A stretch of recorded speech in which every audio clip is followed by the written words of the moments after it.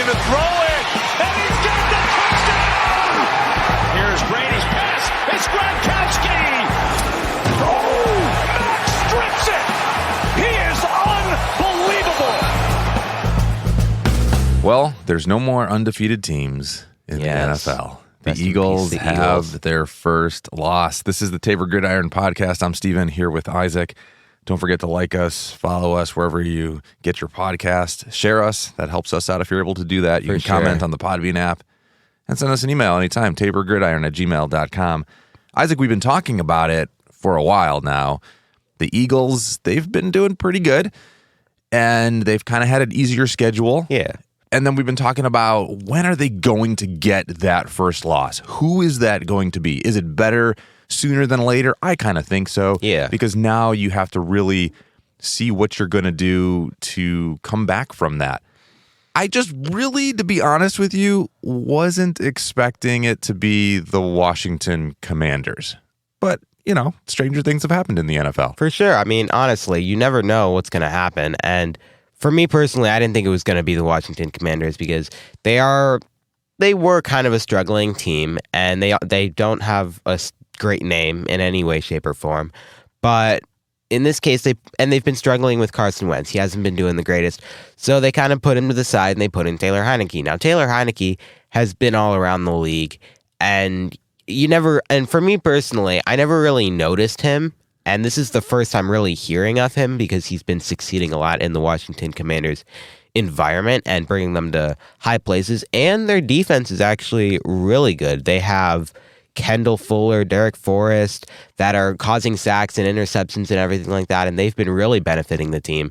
And yeah, I was really surprised to see them beat the Eagles. I put some notes to highlight Heinicke. Yeah, he's been filling in. Wentz got hurt a couple weeks ago. There is the controversy. Whose team is this? Do we put in Carson Wentz again? Do we keep Taylor Heinicke?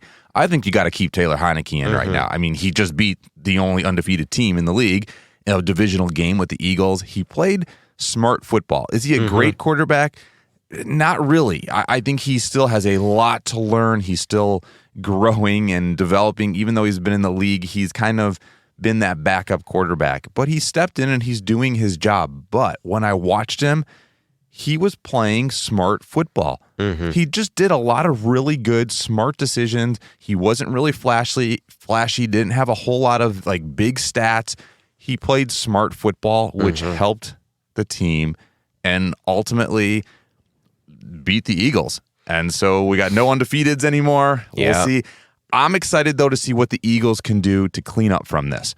How do you, go, oh, man, we just got beat by Washington, our first loss. We didn't play the way we wanted to.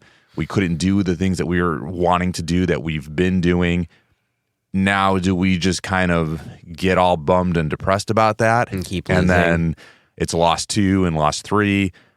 Or do we sit there and grow from that now? Do we see, okay, this is what we did wrong. This is what we need to clean up. And I was watching on ESPN, one of the announcers were talking about, and it's a good point. When you're winning, it's really hard to, kind of pinpoint where your weak spots are, right? It's really hard to look at somebody and say, hey, you ran this route wrong. Or, hey, we need to clean up this little bit here. You're still doing that week in and week out, but when you're winning, it's a different mentality, right? Exactly. Because you're like, well, we won the game, but yeah, I did that wrong, or yeah, we did that, but we won the game, and we're winning games. Now you lost, I think you're able to analyze that a little bit more and go, hey, this is what we did wrong. Hey, we've been doing this for the last couple weeks that hasn't been that great, but we've been getting wins. Now it showed, hey, we got to be working on that. So I want to see what they're going to do to clean up, to get better as a team, to tighten up some things, and hopefully come back even better than before. Oh, 100%. I would love to see the Eagles go and make it to the playoffs because Jalen Hurts has real talent, and I think he really has. This is a year for him to shine and everything like that. And I want him to go to high places. They're going to the playoffs for sure. 100%, I can't see that not happening unless like everything just falls apart. I did want to just really quick highlight, because I wrote a note on it too. Thursday night football, we don't really got to talk too much about the game. Atlanta and Carolina, It was all right, but I really, really did like, especially these Thursday night games where there's been different uniforms, different helmets, and stuff like that. Some have just been like, okay. We talked about the Bengals and the White Tiger, zebras. It was just the Panthers, though. Dude, this was awesome. Their helmet was absolutely just off the charts. If you're able to look it up, it was just so cool. It was a black matte helmet with the aqua blue Panther logo. It was pretty cool. Epic. I liked it. It was pretty cool. It's definitely up there on my top newer uniform changes. Yeah, it's just really, really good. So definitely wanted to highlight that. Justin Fields. I don't really want to talk about the Bears game. We've been talking about Justin, and I think you got to continue to talk about him because he's doing a really, really good job. Yeah, the Bears lost again, but again, they're giving away half their defense. Exactly. But the offense is actually doing pretty good, but it's really Justin Fields. You watch earlier in the season where he was struggling. They obviously changed their play calling a little bit more for him. I don't know that it's really so much did they really change the play calling for him as much as did he step up and say, you know what, I'm sick of this. I'm sick of just losing all the time. I'm sick of just losing and having horrible stats or playing horribly. I'm going to do what I do, and I know that I can take it up a level. And that's what he's been doing. Mm-hmm. And it's actually pretty impressive. On the flip side, okay, he's in the record books right now. He has the most rushing yards in a game. Yeah. He has the most rushing yards right now in any 5-game span ever.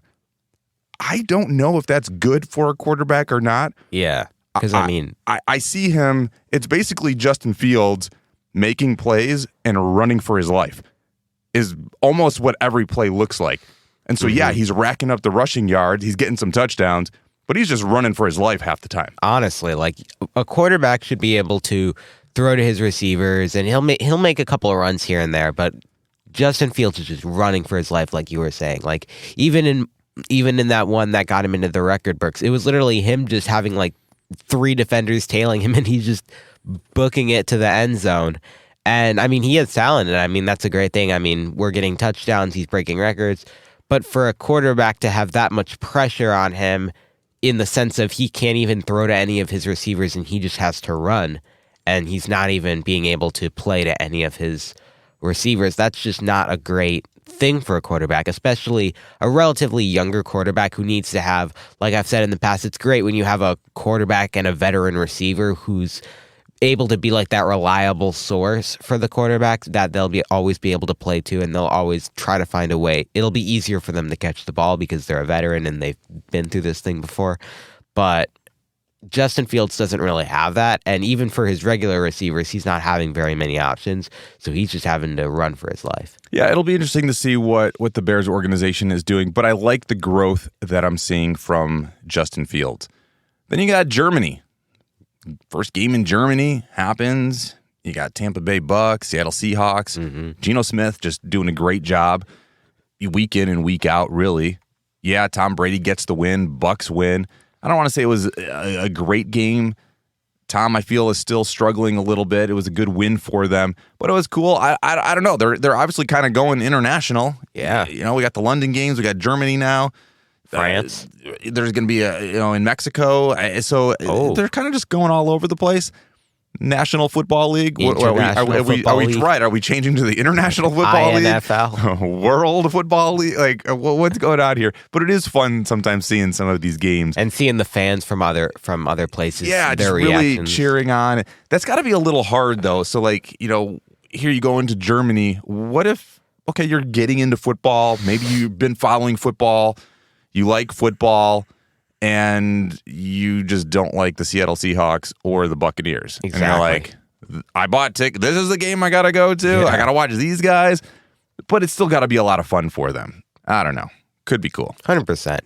Another game I wanted to highlight, which I don't know if you're going to be so thrilled about, is the Bills did get beat by the Vikings in a crazy game, 33-30. And it was just back and forth the whole game between the Vikings and the Bills. There was even a time. So the Bills had the ball, and Josh Allen was literally in the end zone, and he was snapping it.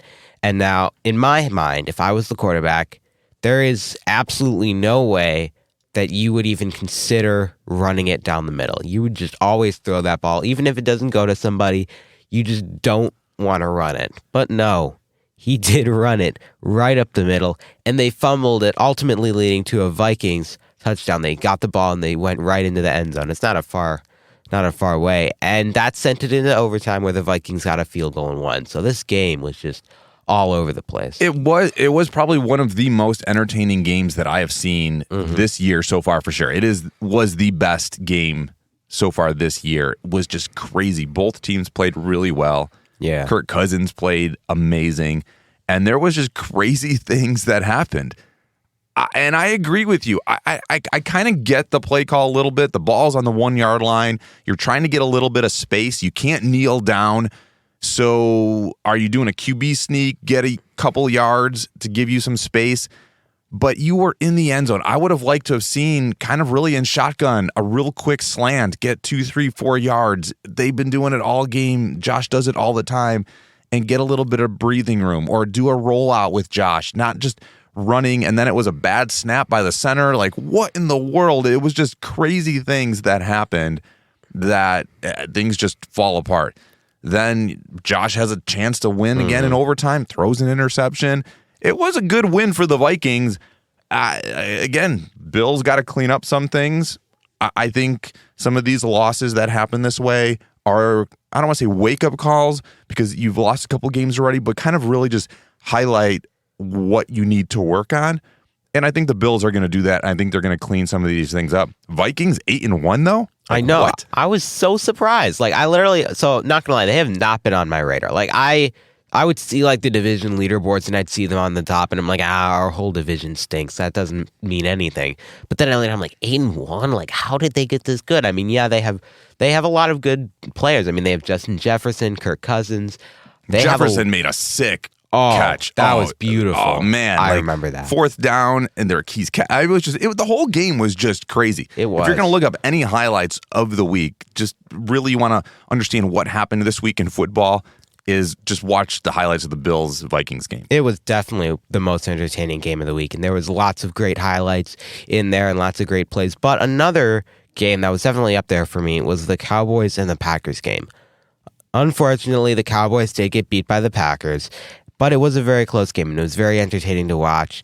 Mike McCarthy was mad that whole game, but in his press conference, he was actually more frustrated with the amount of penalties the team got than some of the decisions that Dak Prescott and the whole team made, which I agree, because they got a ton of penalties. Like, I've seen, like, there are some games here and there where both teams are getting a lot of penalties, and I'm like, come on, guys, chill out. But the Cowboys were just getting tons of penalties, and I was just like, what's going on? 9 penalties for 83 yards. It was a handful for sure. Yeah. Not a lot of yards. Well, I guess 83 yards. It's a lot. I've seen higher, but a lot of penalties. Yeah, just a lot of mistakes that were happening. And I get McCarthy. You're going back into Lambeau Field. You're playing against Aaron Rodgers. You know what Aaron Rodgers can do. Game goes into overtime. It was an epic game for sure. And the Cowboys had opportunities to pull it off. And I get McCarthy's frustration because you're going in there. You want to beat them. You know that you can. And the Cowboys kind of fell short. Hopefully, this isn't the spark that Aaron Rodgers and the Packers needed. They don't and need now the we're going to spark. see this surge of Green Bay again. I don't know. Yeah, I guess you'll see what happens. We will see what happens. And I mean, Aaron Rodgers he's pretty old, and I didn't think he was going to go anywhere, but he is doing pretty well. I have to give him that. And it was actually pretty cool. I've noted this down. When Mike McCarthy actually went into the stadium, it's interesting because with fans, sometimes you get mixed reactions of people like Russell Wilson when he walked in, because there was the Seahawks and Broncos game. When that game went on, there was a completely mixed reaction of fans. Some were booing him, some were cheering for him. It was just a whole big thing. But for this one, when Mike McCarthy went on, literally everyone cheered. They even put it out on the billboard, like, welcome back, Mike McCarthy. And that's probably also why he got so angry, because he lost, because everyone welcomed him back and they knew that Aaron Rodgers was going to come in and beat him. Well, that was pretty cool for sure. Yeah, I think just to be welcomed that way was nice. I'm looking at, some of the standings here. First of all, the whole NFC East. Giants 7-2. Like, what is going on? Like, all these, how like, are the Giants doing as teams good as they are doing? Basically, just that's who's leading them right now. Then you go into the AFC side, and 7-3 Dolphins. You got 7-2 Chiefs. Those are your leaders really right now, as far as, a lot of 6-3 teams, a lot of 6-3 teams of just who's really going to be that next team to step up and to get there. I don't know. Jets 6-3, tied with Buffalo.